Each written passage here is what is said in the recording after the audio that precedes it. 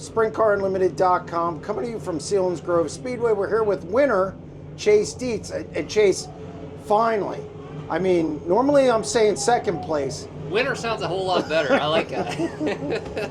You finally were able to break through. Your last win was the icebreaker at the beginning of the year, and boy, this was a long time coming. Yeah, and I thought for most of that race this was going to be another second, but no, look, we've these guys keep plugging away. This was kind of another race where the situations played out in our favor, and look, we were in the right position and needed to be where we were. So to come to, this is our first time here this year, felt we had a really nice package right out the box, which was definitely obviously a great thing.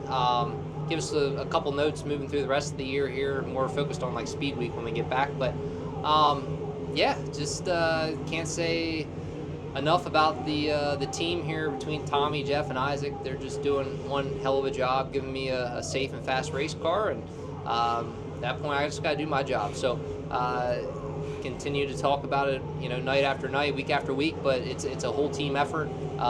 Everyone's putting in the time, and we're all on the same page. So that's where you got to be. I feel like I've been a little too patient at times, but then again, just doing it as smart as I can, knowing we have such a good car, and I know I can get myself there. So make that 2 on the year. I feel like we could have had more so far, but we got a long season to go, so definitely exciting.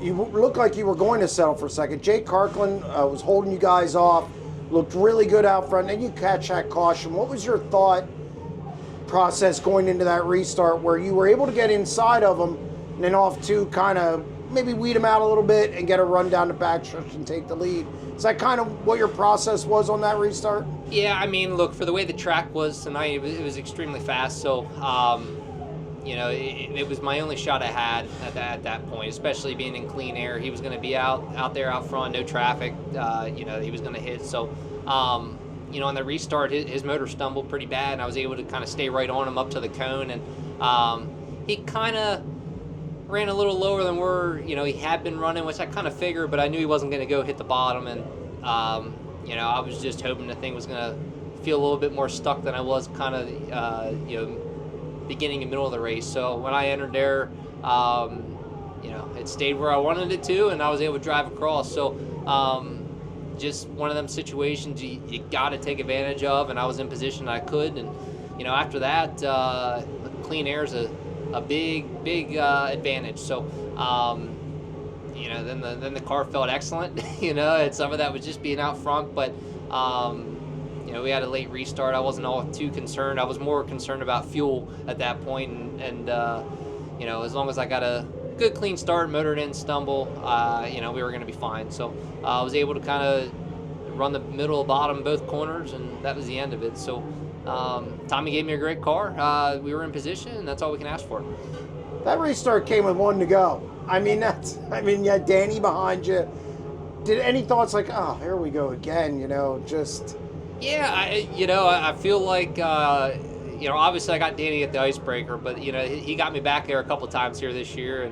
And, at that point, it's like, make him go around me at that time. I felt we were, I felt for where I was running the track, he was going to really kind of play hell getting me unless I really messed up. But, it kind of was able to put the car where I really needed it to, that bottom and middle, and let it drive out across, and make him run the crap out of it to get underneath me. So again, it's just kind of situations. I'd probably done the same thing he did, behind me, from what he was saying, trying to blast around and at least try and diamond off to get some momentum, because he knew where I was going to run. Like I said, this is a chess match, so when you watch these guys and you're watching ahead, you can figure out where the guy's probably going to go, and then you got to be ready for those situations. So again, played out in our favor, and we'll take it and go into the rest of the weekend.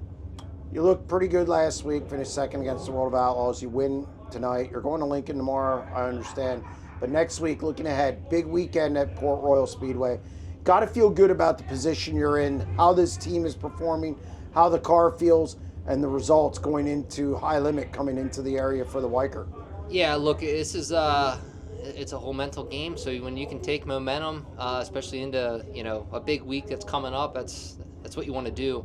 And I feel like we're not searching for anything. We're there. We just again keep doing what we're doing. So I'm excited moving into next week. I'm excited moving into tomorrow. We're going to take it race by race, but we get through a good rest of the weekend here. We definitely got a great shot next week to beat those guys that are coming into town. Well, congratulations on finally breaking through and getting a win and ending that streak of second place finishes. Thank you very much.